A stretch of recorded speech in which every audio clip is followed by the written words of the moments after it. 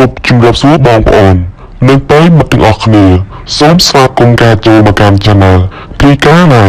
បាទជាបន្តទៅទៀតនេះខ្ញុំបាទនឹងលើកយកខោរ៉ាសាហុងស៊ុយបិនសែ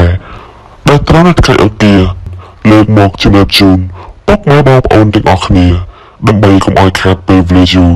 សូមតាមដានសម្ដាប់ទាំងអស់គ្នាតាមក្បួនហុងស៊ុយបានបញ្ជាក់ថាអ្នកដែលកើតមកក្នុងឆ្នាំមហាសំណាងទាំង7រួមមានឆ្នាំឆ្លូវខែរោងមមីវកចនិងឆ្នាំតលនៅក្នុងថ្ងៃនេះលោកអ្នកផុតទុកអស់ភ័យជួបទលិបសំណាងអកបនឹងមុខរបរខ្លាំងលុយធំហោជួបផ្ទះលើករាសី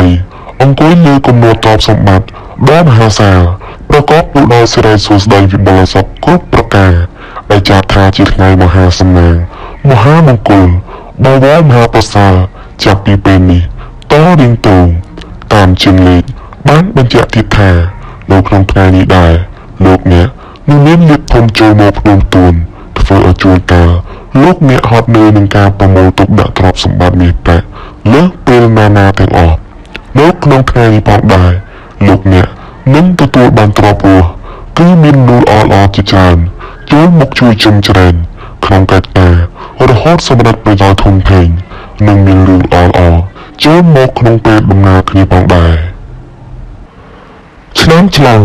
កូននាំលៀបនាំជ័យនាំសុភមង្គលប្រាថ្នាអ្វីបានសម្រេចដូចបំណងម៉ោងនៃលៀបសំណាងគឺម៉ោង5ទៀបភ្លឺដល់ម៉ោង4ល្ងាចពណ៌នៃលៀបសំណាងគឺពណ៌ត្នោតលេខនៃលៀបសំណាងគឺលេខ789សូមលោកអ្នកខមមិនលេខ789ដើម្បីយកលៀបសម្បត្តិទេពតាទ្រព្យនិងប្រទានសម្បត្តិមហាសិទ្ធិ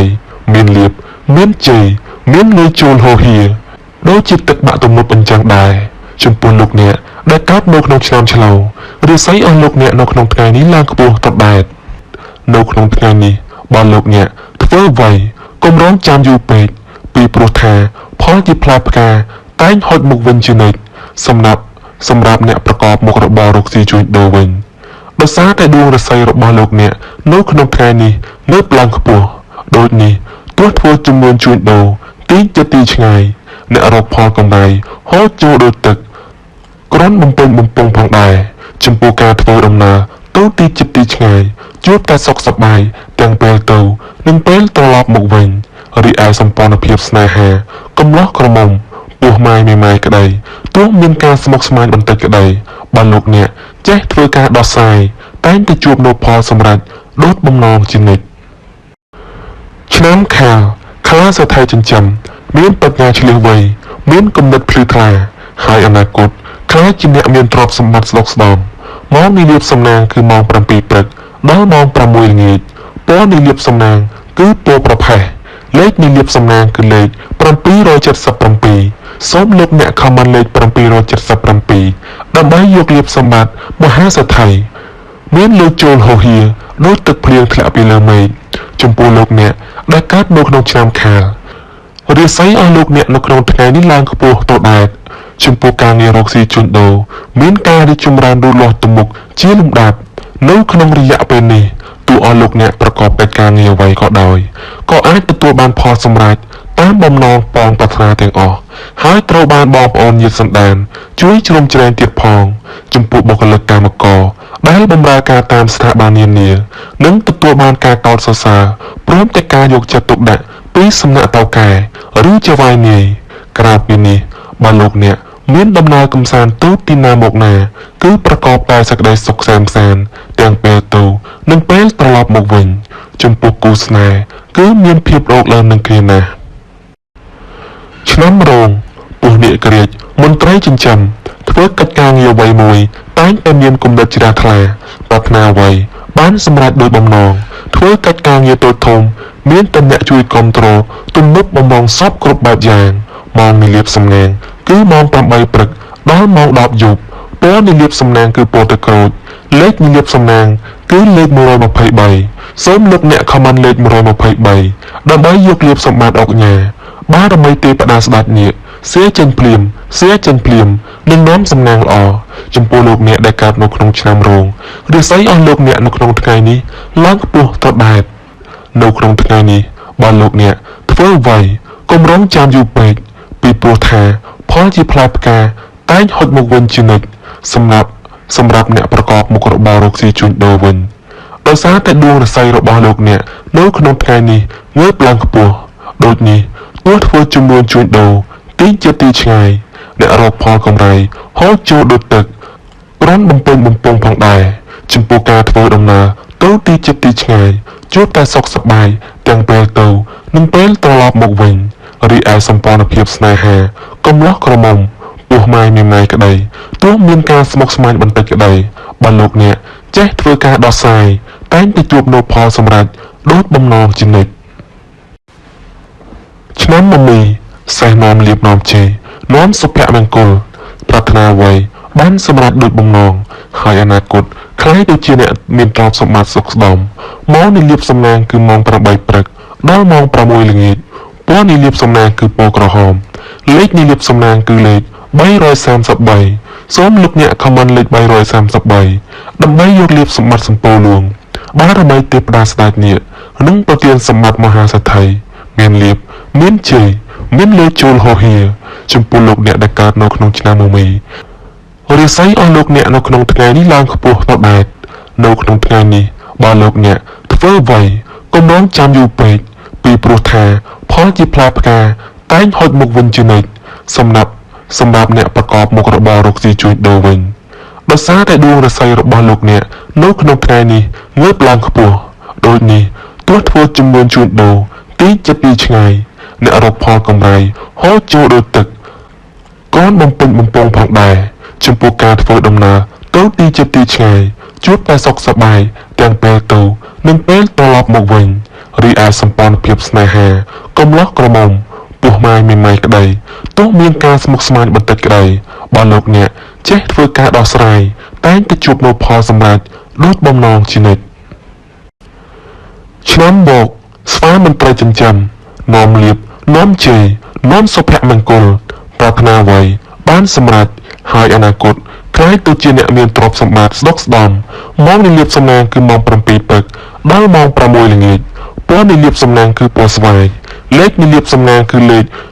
111សូមលោកអ្នកខមមិនលេខ111ដើម្បីយកលៀបសម្បត្តិអភិជនបារមីទេពតាស្ដេចនាគសៀចេញភ្លាមនឹងមានសំណាងល្អ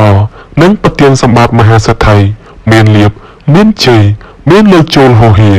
ចំពោះអស់លោកអ្នកដែលកើតនៅក្នុងឆ្នាំវករាសីអស់លោកអ្នកនៅក្នុងថ្ងៃនេះឡើងខ្ពស់ទៅដែរចំពោះការងាររកស៊ីជួញដូរមានការរីកចម្រើនលូតលាស់ទៅមុខជាលំដាប់នៅក្នុងរយៈពេលនេះទោះអស់លោកអ្នកប្រកបកិច្ចការងារអ្វីក៏ដោយក៏អាចទទួលបានផលសម្រេចតាមបំណងប៉ងប្រាថ្នាទាំងអស់ហើយត្រូវបានបងប្អូនញាតិសន្តានជួយជ្រោមជ្រែងទៀតផង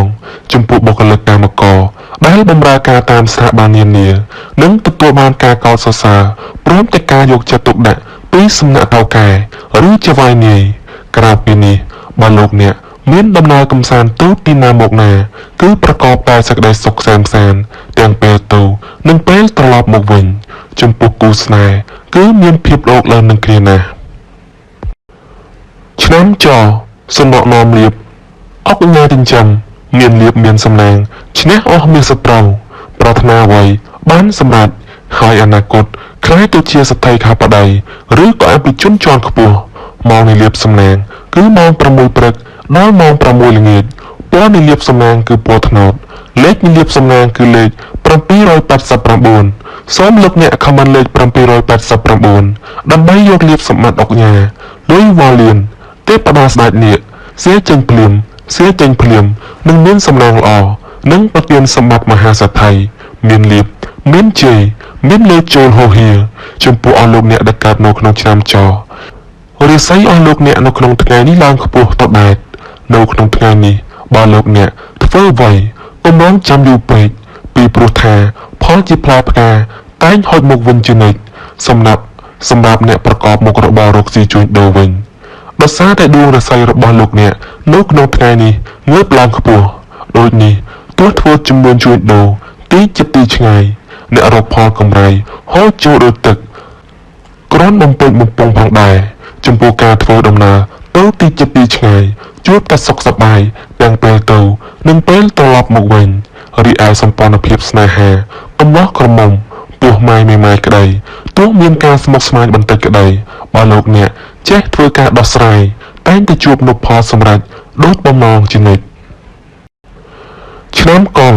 ជ្រូកនាំលៀបនាំជ័យនាំសុភមង្គលប្រាថ្នាអ្វីបានសម្រេចហើយអនាគតខ្លាយទៅជាអ្នកមានទ្រព្យសម្បត្តិសុខស្ដំ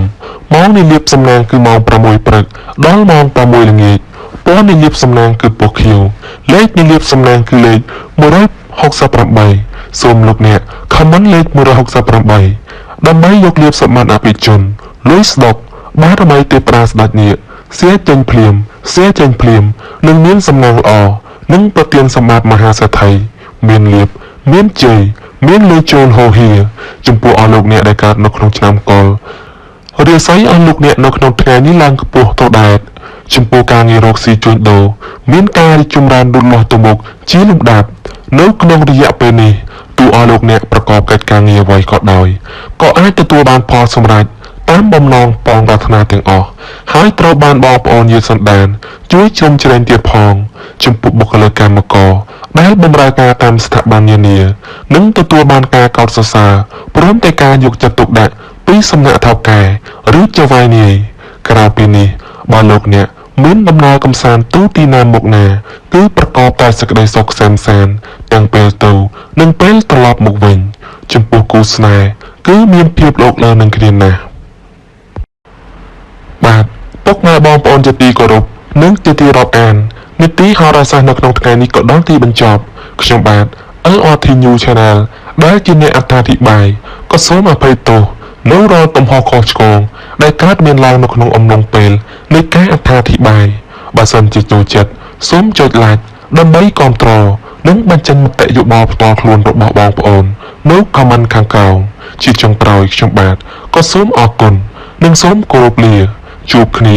នៅរាល់វីដេអូបន្តទៀតសូមអរគុណ